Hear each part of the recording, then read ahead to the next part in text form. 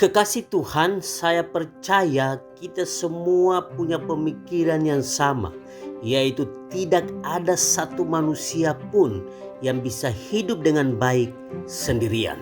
Nah, sejak di Taman Eden, kita sudah diingatkan oleh Tuhan untuk hidup sesuai dengan hakikat kita sebagai makhluk sosial.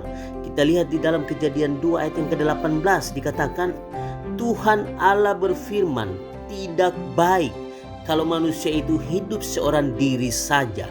Aku akan menjadikan penolong baginya yang sepadan dengan dia. Nah, kekasih Tuhan, ayat ini mengatakan tidak baik kalau manusia itu hidup seorang diri saja.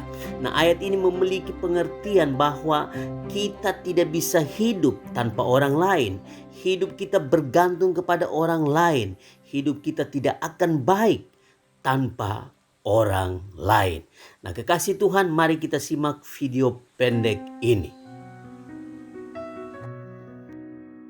Sebelum memasuki sebuah barbershop, seorang ayah memberi nasihat kepada anaknya.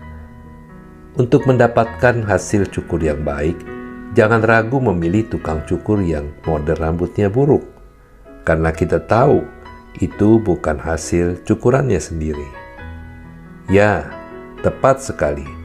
Seorang tukang cukur yang ahli sekalipun tidak dapat memangkas rambutnya sendiri dengan bagus.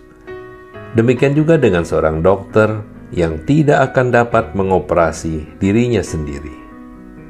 Hal ini semua memberikan kita gambaran bahwa setiap orang, sehebat apapun, membutuhkan orang lain dalam hidup ini. Mata kita bisa melihat segala hal kecuali diri kita sendiri. Karena itu, kita membutuhkan cermin untuk berpatut diri. Kita membutuhkan orang lain untuk dapat memperbaiki sikap kita yang salah. Kita memerlukan nasihat orang tua, teguran sahabat, kritik yang membangun dari atasan, saran dari pasangan, dan nasihat yang baik dari mana saja. Memang, pada saat kita dikritik atau ditegur, rasanya tidak nyaman. Lebih enak dan menyenangkan bila kita selalu dipuji dan didukung. Akan tetapi, orang yang dapat menerima teguran dan nasihat dari orang lain sebenarnya sedang menolong dirinya sendiri agar terhindar dari kesalahan. Sebaliknya, sungguh kasihan orang yang anti kritik karena ia tidak berkesempatan untuk memperbaiki hidupnya dan mendapatkan yang lebih baik. Kita juga dapat belajar beberapa pelajaran penting ketika kita berjalan bersama orang lain. Kita belajar bagaimana bergaul dan bekerja sama satu dengan yang lain. Kita juga dapat belajar bagaimana untuk saling mengasihi. Tuhan Allah sendiri berfirman waktu penciptaan manusia, tidak baik kalau manusia itu seorang diri saja.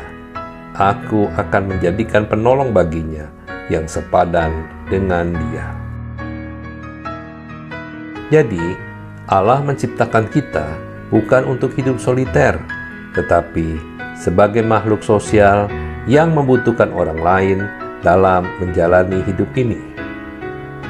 Ketika kita berjalan bersama orang lain, kita akan menemukan sebuah komunitas di mana kita belajar bagaimana untuk saling mencintai satu dengan yang lain. Berjalan bersama orang lain juga mengajarkan kita arti melayani. Alkitab mengajarkan dalam 1 Petrus 4 ayat 10 katanya, layanilah seorang akan yang lain sesuai dengan karunia yang telah diperoleh tiap-tiap orang sebagai pengurus yang baik dari kasih karunia Allah. Memiliki komunitas dan persahabatan yang baik akan menghadirkan Tuhan di tengah kita. Sebab di mana 2 atau 3 orang berkumpul dalam namaku, di situ aku ada di tengah-tengah mereka. Saudara, Tuhan menciptakan kita untuk sebuah hubungan dalam hidup ini.